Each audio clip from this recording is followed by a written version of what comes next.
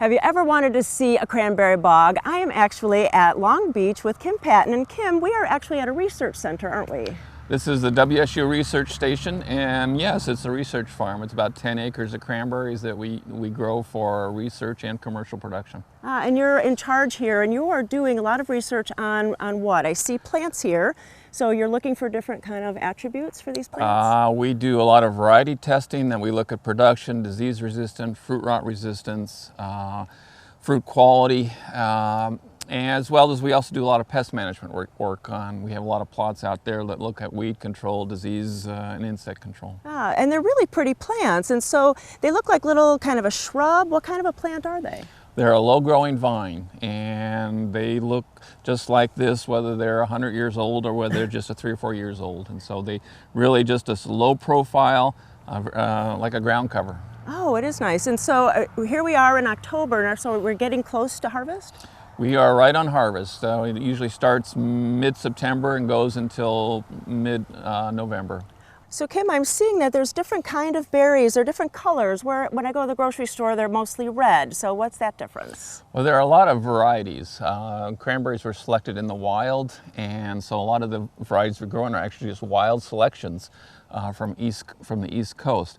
But within the last 20 years, there's been a lot of new releases, and they're much darker in color, a richer, higher anthocyanins. So what we're seeing here is a much darker variety and higher pigment than the traditional varieties that you're seeing out there. Generally, though, you get the stuff underneath the canopy is a little bit lighter. The stuff up on the top is a little bit darker. And the anthocyanins are actually more healthy for us. There's a lot better kind of vitamins for us.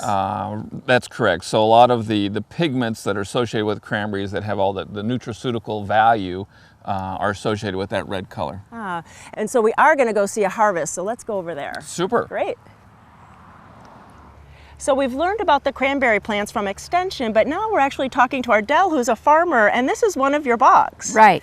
And so this is, what kind of harvest is this called? This is water harvest or wet harvest, where we put water on the bog, beat the berries off, and then surround them and drag them to a corner, and then elevate them off into the trucks. So you're going to be flooding, so how long does that take? This is a big piece of land. How long does it take to flood it? This is about a little bit over an acre, and it's about two days ahead that we'll start flooding.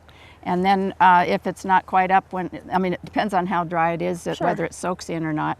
And then we'll top it off before the crew comes in. And so these guys are really using muscle, labor. Today, yes, the water didn't get very high when they needed to start. So they're having to drag through the vines, which is not ideal, but generally the water is floating, the berries are floating, and it's a little simpler. Yeah, and so they're dragging it to like a central location right here on the shore, and then what happens? Then we'll set up an elevator. It's like a little escalator, and it elevates them into the trucks, into a 6-tote truck, and each tote has about 1,000 pounds in it. Wow. So when we're taking a truckload, it's about 3 tons.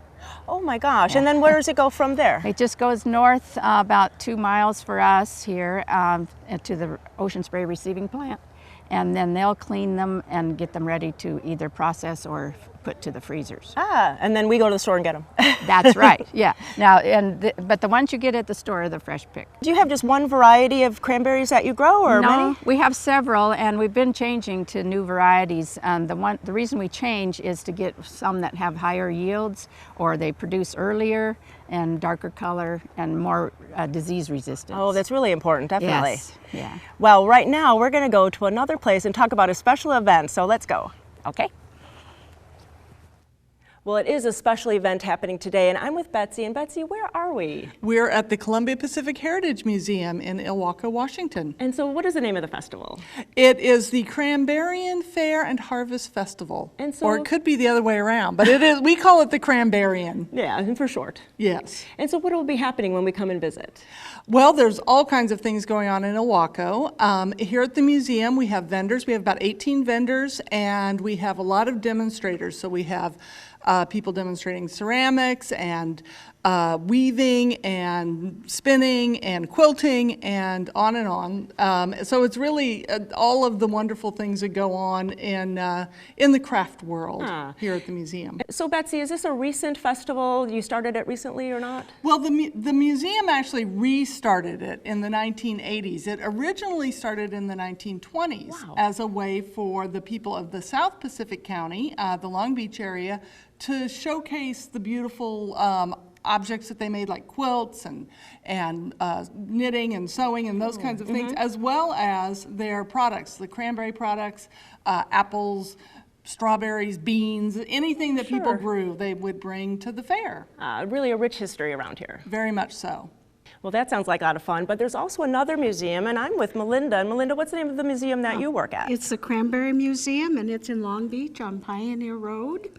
And so what's going on there during the festival? We're going to be harvesting our cranberries so that the visitors can come and see actually how cranberries are harvested. Oh, that's going to be so much fun. We really had fun watching that. Melinda, when people come over to the Cranberry Museum, what will they see?